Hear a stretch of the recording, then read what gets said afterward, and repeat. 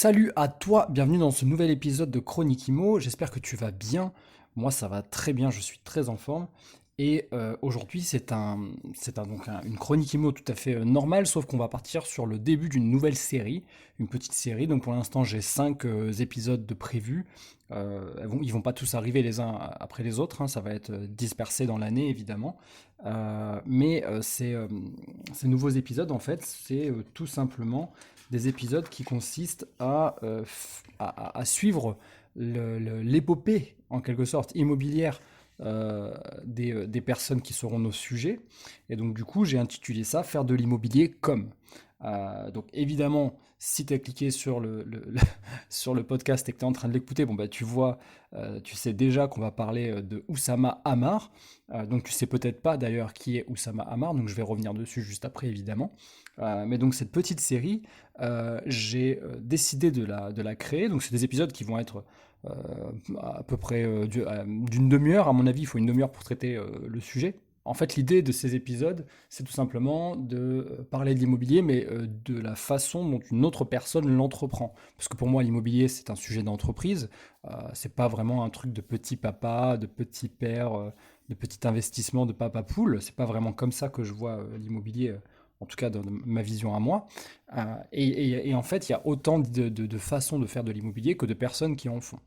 Euh, voilà, donc j'ai décidé pour ce premier épisode donc de le consacrer à ce personnage qui est Osama Hamar. Je dis ce personnage parce que oui, c'est un homme, c'est une personne, c'est un entrepreneur, c'est quelqu'un comme toi et moi, mais il a la particularité de détester l'immobilier dans le sens où, je le connais pas personnellement, mais de tout ce qu'il a pu communiquer par rapport à cette classe d'actifs, par rapport à ce cheval d'investissement, il en a jamais vraiment véhiculé beaucoup de bien, même si, à mon avis, il a très bien compris l'enjeu pour lui et pour notre société.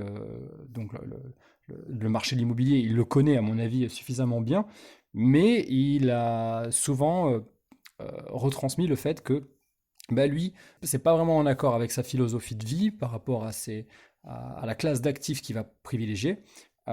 Toujours est-il qu'aujourd'hui, Oussama Hamar, il est investisseur et entrepreneur dans l'immobilier.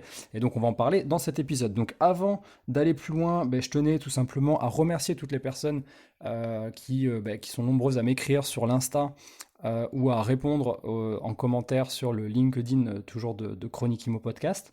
Je voulais faire un petit appel quand même avant d'aller plus loin dans ce podcast. Si jamais tu écoutes les épisodes, si jamais ça te plaît, si jamais tu trouves que ça t'est utile et que tu as envie de le partager ou de le communiquer, je t'invite grandement, s'il te plaît, à aller mettre un avis 5 étoiles sur la plateforme de ton choix pour soutenir le podcast. Parce que comme tu peux le voir, il n'y a pas de pub sur ce podcast. L'idée, c'est qu'il n'y en ait pas, en tout cas pas pour l'instant. Le seul moyen de le mettre en avant et de faire en sorte que les différentes plateformes le poussent, c'est que les plateformes se rendent compte qu'il y a des gens qui aiment, qui écoutent et qui mettent des avis. Voilà, j'en arrête, je m'arrête là pour l'appel à l'action et on commence tout de suite avec cet épisode qui, ma foi, m'a vraiment ultra motivé à préparer. Le personnage, en fait, l'association de ce personnage Oussama Hamar avec une autre personne, un autre entrepreneur, c'est ça la résultante de cet investissement et de cet entrepreneuriat dans l'immobilier pour ce personnage. En fait, ce qui se passe, c'est que Oussama Hamar, lui, il est entrepreneur à la base, il est plutôt dans la tech, c'est plutôt un entrepreneur qui va accompagner des entreprises dans des levées de fonds, etc. Et on verra d'ailleurs tout à l'heure que c'est pas tout à fait décorrélé de notre sujet du jour. Et en fait, cette histoire, c'est la rencontre de deux hommes. C'est la rencontre de ce monsieur qui s'appelle Christophe Delaune, qui est le propriétaire en fait du domaine d'Ablon. Et en fait, le domaine d'Ablon, c'est un lieu en Normandie, du côté de Honfleur là-bas. Donc pour ceux qui connaissent, bon, c'est quand même plutôt sympa, c'est un beau cadre, très très très très sympa. Et donc en fait, ce monsieur, il avait un projet pharaonique, c'était de créer son propre petit hôtel de luxe, mais pas hôtel façon hôtel comme tu l'imagines, plutôt hôtel façon hameau. Donc tu imagines un hameau avec des petits sentiers pavés, des petites maisons un petit peu partout, et chacun a sa propre maison, sa maisonnette en fait. Donc chaque chambre en fait est une maison tout à fait remarquable. Et en plus de ça, depuis l'arrivée de Oussama Hamar, sauf erreur de ma part, euh, ils ont pu comment dire, faire grossir ce domaine et notamment créer un manoir tout à fait remarquable. D'ailleurs, je t'invite. Alors moi, en fait, je me suis basé sur quoi pour faire cet épisode? Bah, tout simplement sur les différents médias qu'ils ont pu partager, les différentes communications de Christophe Delaune sur YouTube d'autres médias. Il a été grandement interviewé, ce monsieur, même sur des chaînes connues comme M6, etc. Et grâce à tout ce que j'ai pu récupérer, ben, en fait, j'ai compris, j'ai croisé avec ce que Oussama veut bien partager, évidemment, de ce projet, en tout cas de ce qu'il, lui, il fait pour ce projet. Et voilà comment j'ai créé cet épisode. Alors, une fois que je t'ai dit ça, donc ce qu'il faut savoir, c'est que donc le bâtiment, bon, il est remarquable, hein, c'est un bâtiment qui a été construit, donc c'est pas de la réno, hein, c'est pas, ils n'ont pas pris un bâtiment, en tout cas pour le manoir, là, le bâtiment principal, ils n'ont pas pris quelque chose qui existait déjà et qu'ils ont tout simplement rénové. Non, non, c'est de la construction, sauf que ça ne se voit pas quand on le visite. C'est ça c'est ça le plus beau dans ce projet, c'est que tout a l'air d'époque, tout a l'air d'être du 17e, du 18e. D'ailleurs, j'ai remarqué des petites touches dans l'architecture qui ressemblent beaucoup au moulin du 17e que j'avais rénové, mon premier projet. Donc, c'est ce que moi j'avais fait, hein. J'étais parti sur un truc comme ça, quelque chose d'existant, et on a rénové. Euh, et eux, ils ont réussi à le faire avec des matériaux nobles récupérés. Et donc, c'est vraiment magnifique. Là, au moment où je suis en train d'enregistrer ce podcast, je me suis remis une des vidéos, tu vois, sous les yeux, où on voit la pierre de taille, on voit le bois de charpente qui a été récupéré. Enfin, vraiment, vraiment magnifique. Moi, je vous invite vraiment à aller voir ça. Il y a une vidéo qui s'appelle Visite privée du domaine d'Ablon par Christophe Delaune sur la chaîne d'Oussama. Vraiment, allez voir ça, c'est une dinguerie. Donc, évidemment, projet un peu pharaonique quand même, faut le dire. Projet qui est assez long à se mettre en place et surtout lent à réaliser. C'est une construction réfléchie, donc lente, hein, c'est du bâtiment, donc c'est traditionnel avec des techniques à impact. Je pense notamment à l'utilisation du bois, à l'utilisation des toits de chaume. Enfin, vraiment, allez le voir parce que il y a personne qui fait ça, quoi. Ça n'existe pas. Et pourtant, moi, j'en visite un paquet des chantiers de rénovation et je vous assure que ça n'a rien à voir. Donc, voilà, tout le monde n'a pas les moyens de faire ça, évidemment. C'est quelque chose que on va pas forcément avoir envie de faire dans le sens où on veut tout de suite rentrer du cash flow. Nous, on réfléchit tout de suite en ROI direct, c'est-à-dire rénover le plus vite possible. Comme ça, on peut commencer à louer, à prendre du cash flow pendant le différé, donc on paye juste les intérêts du crédit, mais on commence tout de suite à rentrer des loyers. Bon, là, c'est pas pareil, tu vois. Là, c'est un chantier, si je dis pas de bêtises, qui a duré 2 ans. Bon, il y a eu le Covid au milieu, évidemment, qui est venu les embêter dans leur projet, mais c'est vraiment un truc lent, minutieux, réfléchi, et voilà. Et donc tout ça, bon, bah, c'est bah, notamment en grande partie le travail de ce monsieur, Christophe Delaune, et de la rencontre avec Oussama, parce qu'en fait, Oussama, il est arrivé à un moment, je pense, à mon avis, un peu critique dans le projet, où bah, il y avait déjà, le domaine était déjà ouvert, il y avait déjà des maisons qui étaient disponibles dans ce hameau à la location, donc c'est quand même des prix relativement élevés, tu vois, c'est des logements de luxe. Donc je vais revenir tout à l'heure un petit peu, j'ai quelques chiffres, j'en ai pas beaucoup, c'est difficile, c'est pas très transparent, mais j'ai quelques chiffres quand même à partager, je t'en parlerai tout à l'heure. Et toujours est-il que, bah voilà, c'est une construction à impact, une construction lente, qui coûte très cher à mon avis, mais qui est aussi très juteuse dans le sens où, bah, tu verras tout à l'heure avec les chiffres, tu vas te rendre compte que quand tu loues une nuit ou une semaine au domaine d'Ablon, j'espère que il faut que tu un business qui tourne pas mal, qui crache fort quand même pour pouvoir t'offrir ce genre de moment. Voilà, donc en fait, ce monsieur Christophe Delaune, lui, à la base, c'est le propriétaire du terrain. En fait, ce qui se passe, c'est que bon, c'est un entrepreneur, un ancien entrepreneur à succès, bon, il est toujours un entrepreneur à succès d'ailleurs, qui a performé dans la communication, il a monté des boîtes, il a même eu très jeune une boîte, à 28 ans notamment, qui était cotée. Voilà, donc c'est un monsieur qui a eu plusieurs success stories. Il a eu aussi des crashs, hein, donc évidemment, comme n'importe quel entrepreneur qui se respecte, on ne peut pas toujours gagner, donc il y a des fois, il faut perdre un petit peu. Et il a eu un moment de vie où il a décidé d'acheter ce domaine, qui n'en était pas vraiment un en fait, hein, qui était juste un champ, hein, voilà, c'était un pré à vache, comme il aime le dire.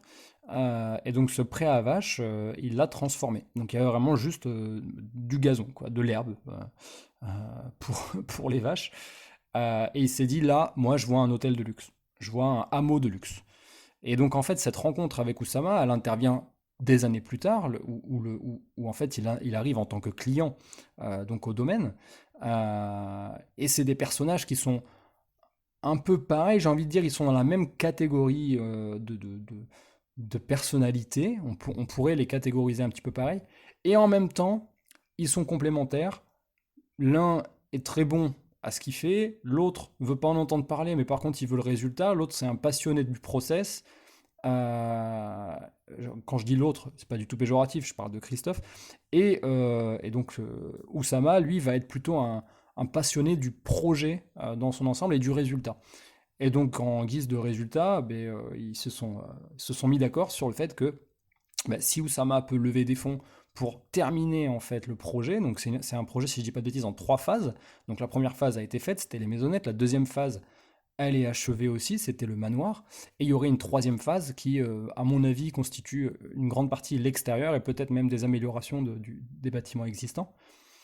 Et donc du coup, avec cet accord, ben, Oussama rentre au capital de la société qui possède le domaine, en échange de quoi eh ben, il a une plus-value relativement importante parce qu'il permet au projet de se développer et de continuer. Voilà, tout simplement. Donc c'est un très beau projet qui a plusieurs particularités, notamment celui de proposer un service hors du commun pour ses clients. Et quand je dis ça, vraiment, je pèse mes mots. C'est-à-dire que l'idée, euh, Christophe en parle, il dit que lui, il avait pensé, il avait imaginé que les gens viennent, bon, ils viennent pour se reposer, se ressourcer, ou peut-être peu importe, même pour autre chose, pour faire un gala, une réception, enfin, ils font ce qu'ils veulent, voilà. Mais lui, il s'est dit, si je fais un truc, faut que ça soit top, faut que ça soit luxe, il faut que j'aille chercher des clients haut de gamme. Et ces clients haut de gamme, je veux rien leur refuser. Voilà, je veux pas leur dire non. Donc pour ce faire, bah, il propose un service hors du commun. On en parlera tout à l'heure, notamment la présence d'un chef, tout un tas de services. Il peut aller les chercher à l'aéroport s'ils arrivent directement de l'aéroport, à Roissy-Charles de Gaulle, donc c'est quand même pas à côté. Bon, il y a tout un tas de services enfin, voilà, qui sont associés à ça. Et donc, si tu veux, tout a été réfléchi, même dans les plus brefs détails de la décoration. Et d'ailleurs, ça, c'est un truc, je pense qu'on peut tous, on peut piquer cette idée-là, hein. Franchement, on peut s'en inspirer et on peut se dire que c'est une bonne chose.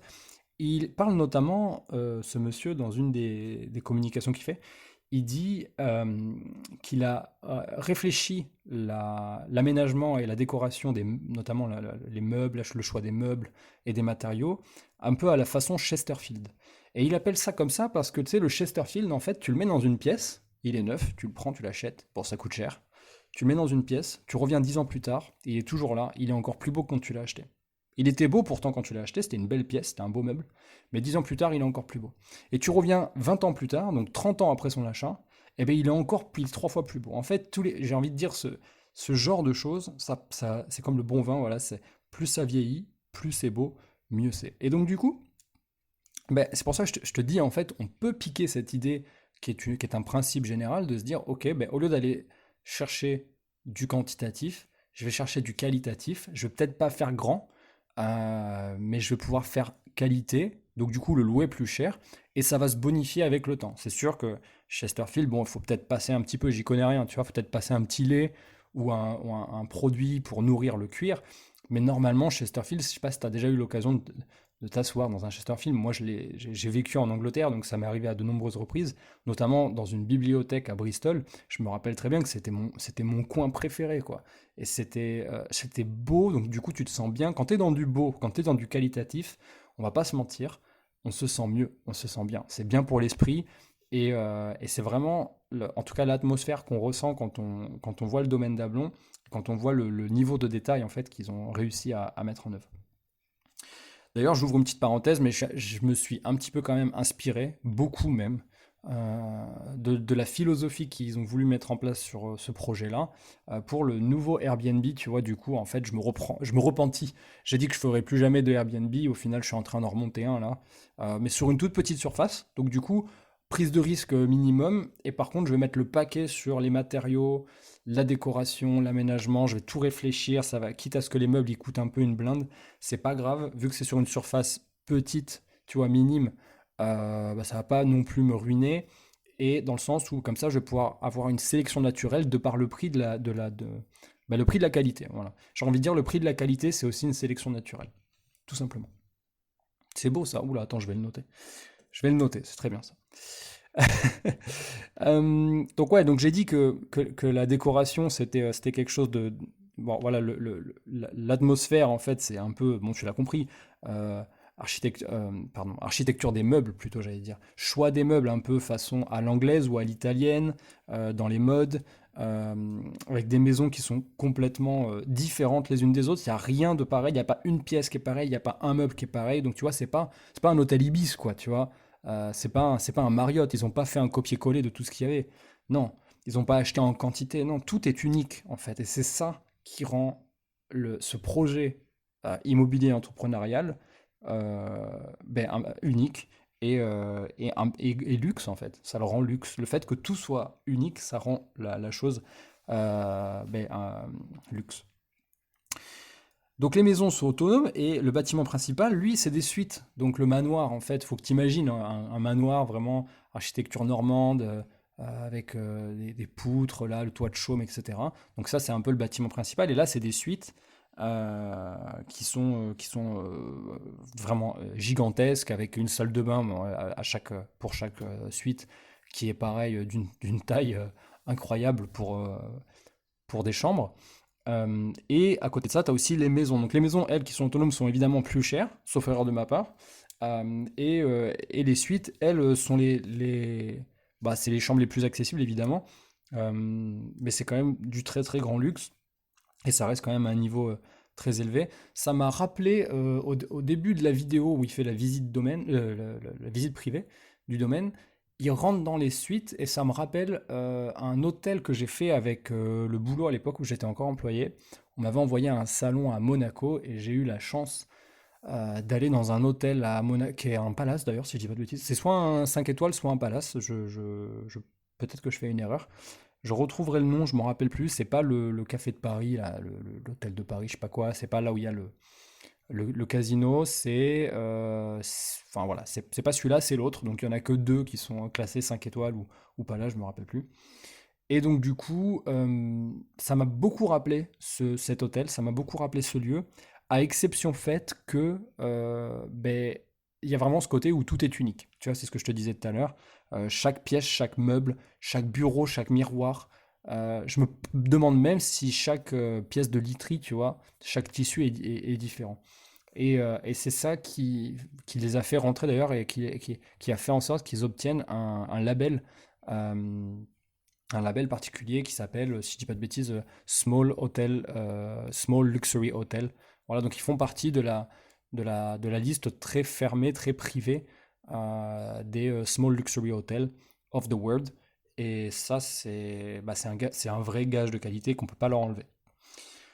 Donc du coup, il y a eu dans ce que j'aime moi de ce projet, c'est qu'il y a plein d'idées qui sont réplicables malgré tout, tu vois. Il y a des choses qui sont simples et qui sont réplicables. Comme par exemple, tu vois, j'ai deux trucs qui me viennent en tête que moi je trouve phénoménal. C'est de cacher les télés dans des sortes de placards avec des persiennes, tu vois, un peu de... Imagine une télé au mur. Autour de la télé, tu mets un cadre et tu mets des volets persiennes un peu par-dessus par-dessus la télé. Donc en fait, quand tu veux l'utiliser, bah, hop, tu les ouvres un petit peu comme ça, paf, en accordéon, tu les ouvres, hop, ça vient sur le côté. Tu utilises ta télé. Quand tu l'utilises pas, tu fermes cette pièce. En fait, si tu veux, la télé, c'est pas un bel objet au final, une télé. Qu'elle soit accrochée à ton mur parce que c'est devenu une commodité, c'est devenu un objet qu'on a l'habitude de voir dans les foyers classiques. Ok, mais en réalité, c'est pas vrai, c'est pas beau, c'est pas noble. Et j'ai trouvé ça magnifique, surtout dans cette idée. d'art décoratif un peu à l'ancienne, où on récupère des matériaux de qualité, nobles, notamment le bois. Ben, je trouvais ça magnifique que ben, la télé, en fait, elle soit pas visible dans la pièce, mais qu'il y en ait quand même une si on veut l'utiliser. Donc ça, c'est une des bonnes idées que j'ai retenues. Une autre idée, c'est le bois, les faux colombages. Alors attends, je vais m'expliquer parce que ça paraît bizarre dit comme ça. Mais tu vois, à l'intérieur du manoir, notamment dans une montée d'escalier comme ça pour aller aux étages, on peut voir tout autour des murs un colombage se manifester et monter comme ça, un peu comme une cathédrale au-dessus de nous. Et en fait, en réalité, il n'y a pas de colombage, il y a pas de tour, il y a pas besoin de structure autoportante telle que la technique du colombage, puisque c'est un bâtiment récent en fait. C'est juste que bon, bah, pour rester dans le thème, dans le, dans le classique, donc dans le rétro, bah, ils ont réutilisé du bois qui venait de colombage. À mon avis, ils ont dû sauf erreur de ma part, comment dire, les diviser en deux, tu vois, les couper sur leur longueur, pour pouvoir les fixer, pour que ça prenne pas de poids, en fait, moins de poids, mais que ça soit fixé comme si bah, c'était vraiment autoportant, et je trouve ça très joli. Donc les murs sont blancs, et on voit le colombage monter comme ça en cathédrale, et c'est pareil, très très beau, ça donne un cachet incroyable. Donc j'ai adoré. Ce qui est important de dire quand même, c'est le mode de chauffage. Et alors là, c'est très smart de leur part. Mais je pense qu'en fait, c'est classique maintenant dans les projets d'envergure comme ça où il y a de l'argent. Mais c'est qu'il n'y a pas de chauffage visible. On ne voit pas le chauffage. Il y a même des beaux, comment dire, des radiateurs en fonte ou quoi. Non, ils n'ont pas fait ça. Ils ont plutôt opté pour le chauffage au sol.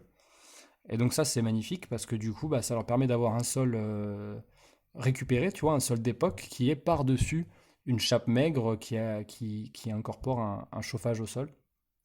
C'est magnifique, on perd pas de place sur les murs et on vient pas gâcher du coup la décoration avec des radiateurs à inertie ou même des radiateurs en fonte.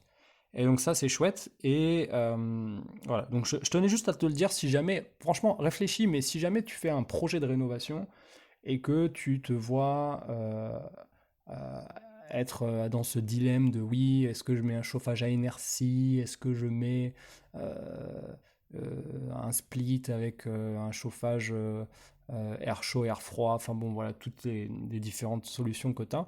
Ça va dépendre évidemment de la région dans laquelle tu fais ta rénovation, mais réfléchis parce que c'est peut-être intéressant avant de poser ton sol, regarde la hauteur que tu as sous plafond, regarde combien tu peux enlever en dessous, et peut-être que ça vaut le coup bah, de mettre un chauffage au sol, tout simplement. Ça existe aussi en électrique, hein, c'est pas tout du fluide, hein. Il y a des systèmes avec un fil, un radiant, tu sais, une sorte de radiant électrique comme ça que tu achètes en rouleau, que tu incorpores dans une membrane et par-dessus, ben, tu mets ta colle à carrelage ou ta chape maigre et puis tu peux poser un nouveau sol. Bref, dans tous les cas, eux, ils ont fait ça et j'ai trouvé ça génial. Donc pareil, ça, tu peux le copier-coller.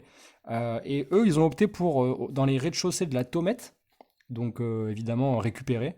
Donc ça, c'est magnifique. Tomette. Et dans les étages, ils ont opté pour du chêne massif, donc c'est du bois. Les sols en bois, bon bah voilà, tu connais, hein. Tu connais la beauté de cette finition. Donc eux, ils ont opté pour ça. C'est magnifique et ils les ont, alors sauf erreur de ma part, en tout cas dans le manoir c'est comme ça, mais ça a été posé en chevron. Je sais pas si tu es fan de ce type de pose, moi j'adore. Beaucoup de gens n'aiment pas. Tu vois, il y a beaucoup de gens qui vont préférer la pose de latte très longue, très large, dans le sens de la longueur. Moi, j'avoue que j'ai une petite préférence pour la pose en chevron. Donc voilà, donc ça a vraiment bah, confirmé le fait que je suis un peu tombé amoureux de ce projet, de ce domaine.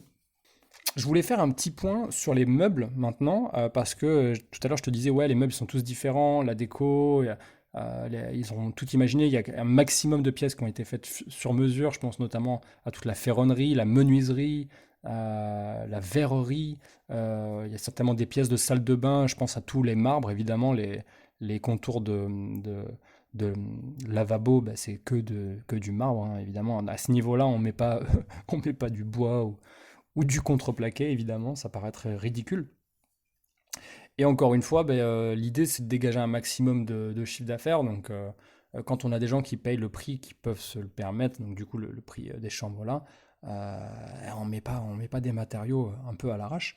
Et donc du coup pour les meubles notamment, Christophe Delaune, il donne un tips qui est vraiment top. Il donne le nom d'une boîte, donc d'un site internet qui existe, qui est une brocante en ligne en fait. Donc lui il appelle ça broc en ligne et en fait le nom de ce site, peut-être que tu le connais déjà, ça s'appelle Sell and See. Alors moi j'avais tapé ça, tu sais, en mode à l'anglaise sell, S-E-2-L and see, tu vois, donc vent et voix. Mais en fait, parce que ça me semblait logique, mais en fait pas du tout, c'est pas ça du tout. Donc je te l'épelle correctement pour que tu puisses regarder par toi-même. Moi j'ai adoré le site, j'ai encore une page qui est ouverte parce que je tombais sur un meuble, je te dis pas lequel, sinon tu vas me le piquer évidemment, qui est vraiment pas cher et qui a un cachet phénoménal. Donc Selency, Selency, tu vas voir, c'est tout simplement si je te dis pas de bêtises, c'est une boutique Shopify, hein, en termes de, on va dire de qualité de site, tu vois, pour que tu puisses voir un peu de quoi on parle. Mais en fait, derrière, c'est une brocante. Et sauf erreur de ma part, ce sont les brocanteurs eux-mêmes qui viennent uploader et proposer leurs meubles un petit peu de qualité un peu atypique, de qualité à l'ancienne, je veux dire vraiment. Par exemple, toutes les bureaux à l'anglaise, Louis, je sais pas quoi, Louis XVI, Napoléon, etc. Donc tu as tous ces trucs-là. C'est en vente sur ce site Selency. Tu as même un bouton pour négocier, donc il y a un prix qui est proposé. Ceux qui disent que bon, bah, le prix est négociable, bah, tu as une petite étiquette qui dit que le prix est négociable et tu peux faire une propale. Donc moi j'ai vraiment trouvé ça chouette. Et c'est comme ça en fait qu'ils ont meublé une grande partie des chambres. Et c'est pour ça que tout est unique, puisque du coup, ben, il n'y a pas plusieurs fois le même objet. Donc il a donné ça comme tips. Évidemment, ils n'ont pas pu meubler toutes les chambres et toutes les maisons avec Selency. Je pense que le monsieur là, c'est un chineur quoi. Il doit avoir tous ses contacts, il doit connaître un maximum de brocantes. Puis à son niveau de business à lui, je pense qu'on vient aussi tout simplement lui proposer des pièces un petit peu atypiques qui pourraient aller dans son domaine. Donc voilà, je voulais en tout cas partager ce site. Et d'ailleurs, c'est pas du tout sponsor. C'est LN6, si vous écoutez ce podcast, n'hésitez pas à envoyer des coupons de réduction, mais c'est pas du tout un partenariat. Il y a autre chose qui m'a marqué en fait dans leur projet immobilier, dans cette association, c'est tous les deux l'importance qu'ils accordent à la nature, notamment, et à la verdure, et à la façon dont ils laissent cette nature s'inviter. Parce que pour moi, le fait que les matériaux nobles comme le bois massif et toute cette verdure autour des espaces privés soient à disposition des clients, c'est vraiment la preuve qu'ils y attachent une importance toute particulière. On sait notamment que Oussama, il a une adoration pour les feux, tu vois, il aime beaucoup passer du temps autour d'un feu à l'extérieur, en groupe, pour discuter. C'est un peu un truc tribal que moi aussi j'ai, qui est un moment de convivialité, un moment presque de cérémonie, qui est très important et qui me connecte vachement à la nature, donc j'adore ça. Donc tu vois, toutes les maisons, elles ont quasiment un parc privatif à elles seules. Et c'est ça qui est marrant. Dans une interview qu'ils ont fait ensemble, les deux associés là, euh, Christophe, il dit ouais, ouais, les gens disent que le domaine ne fonctionne pas parce que quand ils viennent, les clients, ils disent tiens, c'est bizarre, je suis tout seul, on n'a pas croisé d'autres clients, du coup, on pense que ça marche pas. Alors, je sais pas du tout comment ils lui disent dans le détail, mais tout ça pour te dire ça peut donner l'impression que ça fonctionne pas tellement les gens ont un espace, ont un ratio de mètres carrés par client qui est élevé. Donc c'est plutôt marrant, c'est comment dire, une anecdote marrante. Euh, et c'est aussi pour te dire toute l'importance qu'ils attachent aux espaces extérieurs et à la verdure. Mais évidemment, c'est important parce que c'est reposant, ça te permet d'être plus connecté. Et puis j'imagine que quand tu veux te faire un petit week-end, tu veux déconnecter avec Paris, avec le boulot, etc. C'est toujours plus sympa, plus agréable d'être dans un parc et qu'il soit bien entretenu. Il y a aussi toute une diversité qui est importante de dire. Le parc est tellement grand qu'ils ont pu créer des différentes ambiances. Tu vois, il y a différents jardins, tout n'est pas pareil. Il y a une piscine carrée, tu vois, qui est c'est très rare de voir une piscine carrée. surtout de cette dimension-là, avec une margelle très haute, en pierre de taille énorme. Enfin, les ambiances sont toutes différentes. Tu peux te balader, tu peux marcher, voir tout. À chaque fois que tu poses tes yeux quelque part, tu peux poser tes yeux sur quelque chose de différent. Et ça, c'est chouette. Et justement, cette possibilité que les gens ont grâce à cet espace, bah, il est quasiment infini. Tu vois. Je peux te répéter, par exemple, que dans une des interviews, Christophe Delhomme, il dit que à chaque fois qu'il a une demande spéciale, lui, il veut que toutes les demandes spéciales soient traitées par un oui. Il veut que la réponse ce soit oui. Il n'y a pas de non, tu vois. Quand tu as des gens qui viennent qui se déplace vers Honfleur là-bas en Normandie, qui est pas non plus, enfin voilà, c'est pas, je sais pas, j'ai pas envie de le comparer à quoi que ce soit, mais c'est pas, ça fait pas rêver en termes de noms comme ça, de but en blanc. Et pourtant, ils arrivent à avoir des prestations très haut de gamme et très atypiques, et le propriétaire, le gestionnaire de l'exploitation, il dit jamais non, tu vois, il dit jamais non. Il a fait poser notamment pour, si je dis pas de bêtises, un chef d'État, un écran géant sur une structure gonflable parce que il voulait faire une réception autour de la piscine, tu vois. Il a fait privatiser et paver un chemin qui n'existait pas. Donc il l'a fait faire, du coup, t'imagines, il faut terrasser le chemin, il faut mettre des pavés, il faut faire une jointure au sable autour des pavés, etc. Il faut sécuriser le chemin, faut élaguer la verdure. Et tout ça, il l'a fait sur demande d'un client. Et, et ce qui est intéressant, en fait, et pourquoi, en fait, je te raconte tout ça, ben, tout simplement parce que il n'y a pas de raison de dire non. Et moi, c'est souvent ce que je pense, en fait. Si jamais c'est ton client qui te finance ton projet, pourquoi tu aurais une raison de lui dire non? À part si moralement, vraiment, c'est décorrélé avec ce que toi, enfin, avec ton éthique, etc. Mais en réalité, si tu réfléchis, pourquoi ton client, déjà, il paye très cher pour être ici? C'est pas la typologie de personne à qui on a l'habitude de dire non. Donc il n'a pas envie de venir ici dans un endroit de détente, de relax, il n'a pas envie d'être frustré, il veut pas qu'on lui dise non. Alors que tu sais très bien que si jamais tu lui dis oui, déjà le coût du séjour ça permet de financer ce qu'il veut, largement normalement. En plus de ça, tu peux très bien dire aucun souci, on peut le faire, mais c'est de la prestation supplémentaire, ça passe par une autre entreprise. Tu peux dire que toutes ces choses-là sont externalisées. Auquel cas, il faut payer un extra. Généralement, ils vont pas te dire non si c'est à leur demande à eux. Et en plus de ça, tu sais très bien qu'un client satisfait te ramène 2, 3, 4, voire même peut-être 10 clients satisfaits derrière. Tu vois. Un client satisfait, il va en parler autour de lui. Un client pas satisfait, au mieux, il n'en parle pas. Au pire, il te défonce sur les réseaux et il en parle à toutes les personnes fortunées, à toutes les personnes de son réseau en disant qu'il n'a pas aimé que tu lui refuses, tu vois, qu'il n'a pas aimé que tu lui dises non. Donc ça, c'est très très important de se dire qu'en fait, si jamais si il y a une corrélation en fait entre les moyens qu'on se donne et les moyens qu'on met à disposition. Et là, vraiment, c'est mettre à disposition les moyens des autres, les moyens des clients, pour aller encore plus loin dans les projets. Donc moi, j'ai vraiment adoré ces petites anecdotes qui distillent autour de cette visite privée. Et je voulais t'en partager un petit peu avec toi là, dans cet épisode. Toujours dans cette notion de service d'ailleurs, ils ont mis l'accent sur l'importance de créer de l'authenticité par deux choses. La première, ça c'est très smart, c'est d'utiliser, comme ça je t'ai déjà dit, les matériaux nobles, etc. Mais surtout des matériaux anciens, un peu usés, tu vois, un peu patinés. Évidemment, rénovés, remis au goût du jour, etc. Mais ça crée une authenticité folle et on a l'impression que le bâtiment il a toujours été là, alors qu'il est quasi neuf, il a 3 ans, quoi, tu vois. Et il y a autre chose, c'est qu'ils mettent à disposition des services que tu trouves nulle part ailleurs, comme par exemple, j'ai dit tout à l'heure, un chef pour la cuisine. Il peut venir dans ta maison faire, par exemple, ton petit déj, tu vois, il peut te faire tes œufs, ton bacon, et ça, enfin, tu trouves ça nulle part, en fait. Donc aujourd'hui, euh, quand tu, euh, quand tu payes un service à ce prix-là, et qu'on te dit, bah ouais, mais vous avez aussi le chef, bah tu comprends, en fait.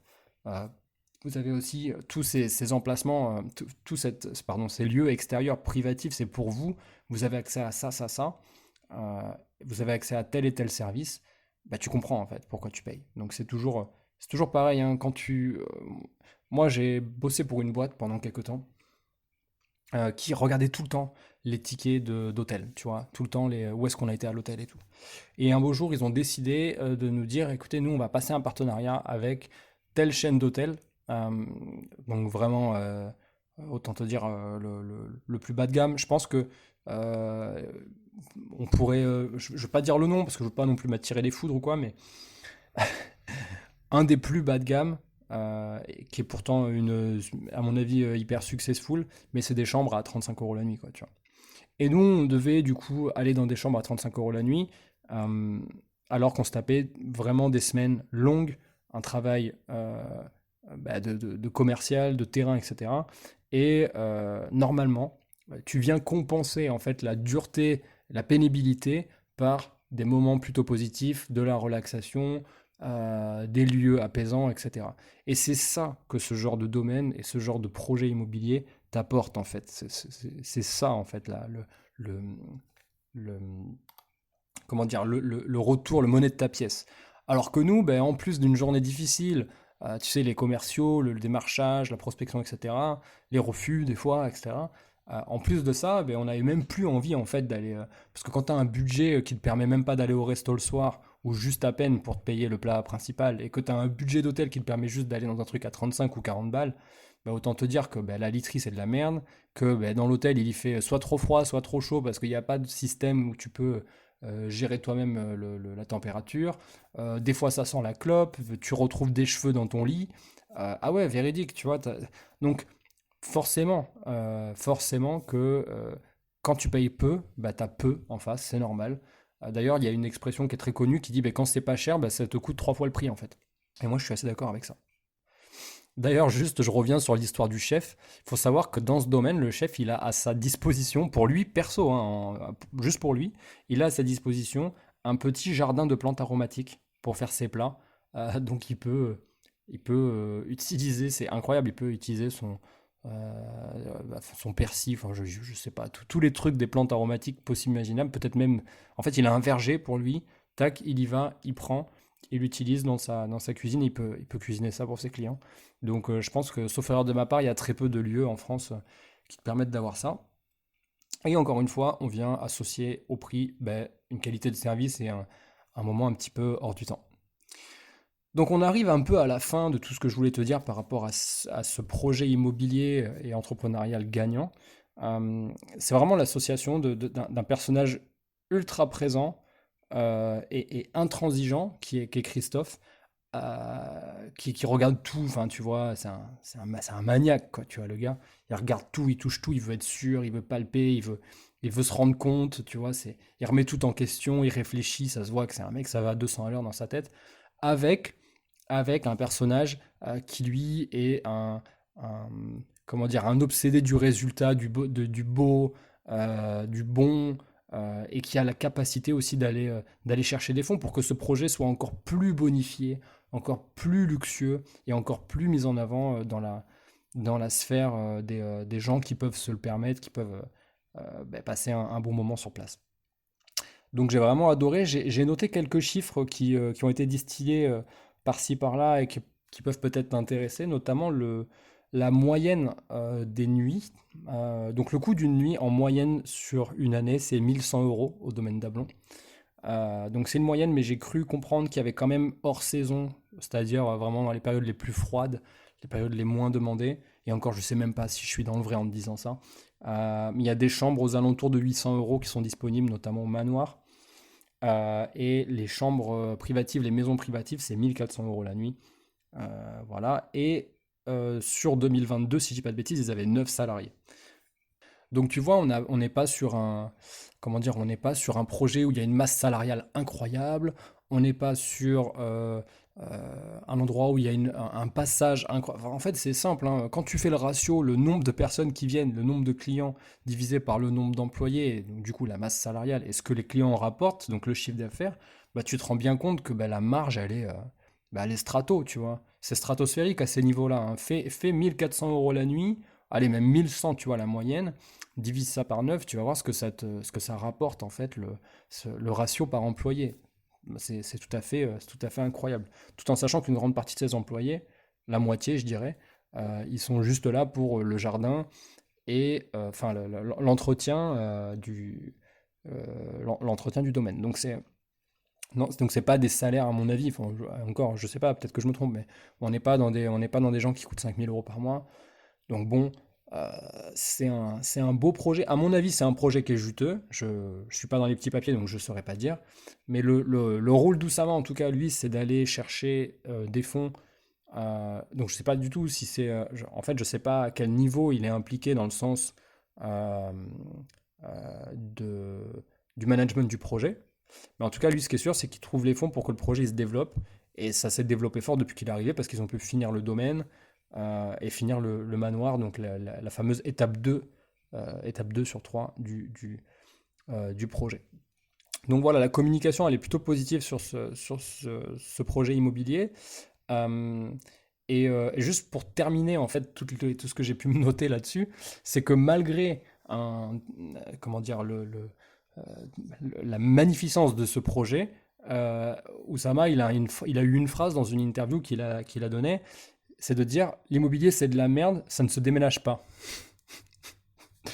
Et donc ça en dit long en fait sur le personnage et sur évidemment bon il est provocateur, il dit ça, c'est fait exprès tu vois, mais je pense enfin il le pense vraiment, tu vois, il pense vraiment que lui c'est pas sa catégorie de business, tu vois, c'est pas son véhicule de business, il est pas là-dedans quoi. Et Et le fait qu'il se soit associé avec quelqu'un qui est ultra présent, qui est intransigeant, etc., ben, ça lui permet de dire, OK, je peux lâcher les rênes du management à cette personne parce que, en fait, il prouve. En fait, c'est un mec on lui fait confiance par la preuve, en fait, à ce monsieur, parce qu'il il est là, il connaît tout, il connaît le moindre centimètre carré, en fait, du domaine. Donc c'est génial, le moindre matériau, le moindre prix au centimètre carré, il pourrait te le donner. Donc ça, c'est magnifique. Et lui, bah, il participe, en fait, parce qu'en fait, dans la tête d'Oussama, il a pas investi dans l'immobilier, il a investi dans une entreprise. Tu vois l'idée? Et c'est intéressant de se dire un peu la même chose quand on est entrepreneur comme moi ou comme toi peut-être, investisseur immobilier, c'est de mettre très peu d'affect en fait dans le projet, quitte à se dire ouais, ben, je l'achète mais je m'en fous, de toute façon c'est moche, moi j'y vivrai jamais, c'est pas grave. En fait, l'idée c'est juste de se dire à quel besoin je réponds. Et lui, Oussama, il avait envie d'investir dans un business d'immobilier de luxe, d'hôtellerie de luxe, en quelque sorte. Et donc, du coup, il a compris que ça répondait à un besoin. Bah, c'est les gens qui ont de l'argent, qui gagnent bien leur vie et qui ont envie de se faire des petites bulles comme ça, des petits moments, des week-ends, des semaines, voire même plus, coupés de tout, loin de tout, avec un service hors norme. Voilà. Donc, c'est ça, c'est à ce besoin-là qu'il a voulu répondre en s'associant avec Christophe Delaune. Donc c'était ma conclusion sur ce projet et sur donc du coup ce premier épisode de investir, enfin faire de l'immobilier comme voilà les personnages que l'on traitera tout au long de cette série. Donc je t'ai dit, il y en a 4-5, c'est sûr que je vais les faire parce que c'est vraiment des super trucs, j'ai envie de partager là-dessus. Moi ça me motive aussi, il faut savoir que j'adore aussi tout ça. Donc si jamais ça te parle, si jamais ça t'a plu, ben, n'hésite pas à me le dire, à me le mettre en commentaire de tout ce que tu veux, de ta plateforme, de me mettre des 5 étoiles, de me mettre un commentaire sur YouTube ou un pouce en l'air, comme tu veux. Mais n'hésite pas à me le faire savoir. Comme chaque fin d'épisode, ben, on va traiter une question. Alors, je ne vais pas pouvoir rentrer dans le détail, c'est pas une question qui a été écrite, c'est un échange de messages vocaux avec un auditeur du podcast qui s'appelle Johan. Et Johan, en fait, il se trouve que ben, il est fonctionnaire, il gagne plutôt, enfin, il a une situation qui est très stable, marié, etc. Il a tout ce qu'il faut, qui va bien pour rentrer dans les bonnes cases. Il a déjà pas mal investi dans le sens où il a fait un premier projet où il s'est fait accompagner par une boîte de clés en main. Ensuite, il a fait un projet lui-même, un bel immeuble avec plusieurs appartements, où là, ça va être du mix, de la LCD et d'autres choses. Et là, il a un dilemme qu'on connaît plus ou moins tous, un dilemme de vie qui est que il veut savoir, il me dit, est-ce que enfin, je suis dans le dilemme de, est-ce que je fais l'investissement de plus ou est-ce que je fais la RP? Et notamment, il m'expliquait, mais je connais ça même à titre personnel, il m'expliquait que madame, ben, elle aimerait bien qu'on passe à la RP. C'est un peu le moment pour elle. Elle a envie d'acheter sa RP, sa maison de famille, stabilité, on bouge plus, on est là, c'est la maison, etc. Bon, chose que je comprends totalement. Et je pense qu'il y a pas mal d'auditeurs qui comprennent. Tu diras en commentaire si tu comprends aussi cette situation. Euh, du coup, je vais essayer de faire une réponse courte parce que l'idée, c'est pas de rentrer dans le détail de la vie de Johan, mais pas du tout, au contraire. Mais c'est de dire, en fait, la bonne question à se poser, et c'est une question pas une question qu'il faut se poser dans sa tête, il faut se la poser évidemment, mais il faut aussi la poser à sa moitié, à la personne avec qui on partage sa vie. C'est de dire, ok, est-ce que si je te pose la question comme ça, tu peux me répondre et comme ça va me permettre de mieux comprendre. L'idée, c'est de dire, est-ce que si on fait un autre investissement locatif, est-ce que tu vas considérer que c'est l'investissement de trop ou pas? Et en fait, en posant cette question, bah, tu vas avoir ta réponse parce que c'est tout bête. La personne elle te dit, bah oui, c'est sûr que c'est un investissement de trop, moi j'en peux plus, machin truc, je suis à bout. Bon, enfin, à un moment donné, il faut pas forcer, la vie elle est trop. Enfin, il y a plein de trucs importants. La famille, c'est censé passer quand même avant l'immobilier. Au fond de moi, c'est ce que je pense réellement, tu vois. Donc là, l'idée. Oh, il y a un petit chat. En direct live dans le podcast, j'ai pas de chat à la maison. Donc autant vous dire qu'il y a un chat qui vient de s'inviter chez moi. N'importe quoi. Et donc du coup, ouais, moi c'est ça en fait que je veux te dire, que je veux te partager. L'idée c'est de te dire, ok, est-ce que c'est l'investissement de trop ou pas? Parce que là, il y a une capacité financière d'emprunt, une capacité qui est à peu près à kiff-kiff, que ce soit de l'ARP ou un projet locatif. Donc moi, profondément, je suis un joueur, je suis un pure player, donc j'ai envie de dire, ok, on fait un projet, encore un projet, parce qu'on va rentrer plus de cash flow, on va rentrer donc du revenu supplémentaire, ce qui est normalement, mécaniquement ou mathématiquement, censé nous permettre d'avoir une meilleure RP, tu vois, un plus gros cash pour avoir une meilleure RP plus tard. Surtout par rapport à la situation professionnelle du couple, c'est sûr, en tout cas, ce que je te dis. Euh, mais en même temps, j'ai envie de te dire, j'ai envie de te faire un en même temps présidentiel. Si jamais Madame Johan, elle te dit que non, ça serait l'investissement de trop parce que c'est trop dur, faut gérer les chantiers, faut gérer les locataires, faut gérer peut-être les impayés s'il y en a, faut gérer la paperasse, l'administratif, les relances, la mairie qui répond pas, EDF, Enedis, tu vois, je pourrais t'en citer plein. Il y a plein d'obstacles, si tu veux, qui sont en fait juste des sujets à traiter, mais cette accumulation, peut-être que tu pourrais la purger. C'est comme vider le cash de ta page internet. Peut-être que le fait de dire, bah, ok, pas de souci, on prend l'argent de la banque, on achète notre maison, notre RP pour nous et nos enfants. Eh ben, c'est comme si tu allais vider le cash de ta page internet. Tu vides le cash, tu repars à zéro. Tu fais ta RP, tu fais tes travaux si tu as besoin de faire des travaux dans ta RP, vous installez, vous vous mettez bien, tu rentres 6 mois de cash tranquillou, de loyer, tu continues à mettre un petit peu d'argent de côté, et dans 6 mois, un an, tu repars sur un projet locatif. Ça sera peut-être un peu plus dur, parce que la banque, elle va te dire, attendez, vous avez quand même beaucoup de locatifs, vous avez quand même votre résidence principale et du locatif, on va peut-être un petit peu freiner, etc. Et ça sera du coup le moment de mettre les banques en concurrence et d'aller chercher d'autres stratégies, que je ne peux pas non plus partager dans le podcast ici, mais il y a des techniques pour ça, pour faire travailler les banques à ta place, en fait, et leur faire comprendre que bah, c'est toi qui tiens un peu les rênes de tes finances et non pas elles. Euh, voilà ce que j'ai envie de dire à Johan. Je sais qu'il m'a encore envoyé des messages, j'ai pas eu le temps de lui répondre, donc j'espère que cet épisode sera uploadé avant que je donne des réponses. Sinon, voilà, je pense que ça peut parler un petit peu à tout le monde. Cet épisode est un peu long, j'en suis désolé, mais c'est un sujet qui m'a passionné. Et donc pour terminer, la reco de la semaine, c'est tout simplement, j'avais gardé la page ouverte ici parce que j'adore ce qu'ils font. C'est une chaîne YouTube qui s'appelle Mon Coach Brico. Moi, tu sais que j'adore les travaux, j'adore comprendre, je suis très curieux. Alors, je dis pas que j'aime tout faire, hein. Si c'est trop, si c'est trop d'efforts physiques, ça peut vite me saouler. Si c'est technique, par contre, ça peut m'intéresser. J'ai un peu le profil où j'aime bien avoir fait au moins une fois avant de déléguer.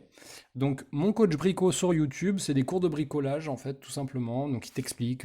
Il y a tout un tas de. Vraiment, mais c'est une chaîne incroyable. Je sais pas combien il y a combien de vidéos. Est-ce qu'on peut voir sur les chaînes YouTube combien de vidéos ils mettent les gens? C'est infini, hein. Franchement, la chaîne, elle est vieille en plus, donc il y a tout un tas de vidéos. Je t'invite à aller voir, c'est très sympa, euh, c'est très détaillé, et ça peut te permettre, avant de peut-être de... Tu vois, par exemple, moi, en ce moment, je suis en train de faire un Airbnb. Il fallait que je refasse les murs, poser les rails, etc. J'avais déjà vu faire, j'avais déjà un peu fait, mais j'avais jamais été au bout, et d'ailleurs, il y avait plein de choses que je comprenais pas, j'avais pas de réponse à mes questions. J'ai été sur mon coach Brico, et du coup, j'ai eu mes réponses. Donc je t'invite à suivre cette chaîne et à regarder. Pareil, encore une fois, on n'est pas du tout affilié, on ne se connaît pas, hein. Je suis juste un- un visiteur de leurs différentes vidéos. C'est des tutos, donc c'est très sympa, c'est très bien. Je t'invite à aller voir. Merci d'avoir écouté jusqu'au bout. Si tu es encore là, tu es un vrai. Donc je te dis encore une fois, merci à toi. à très vite, à la semaine prochaine, un lundi dans tes oreilles. Ciao.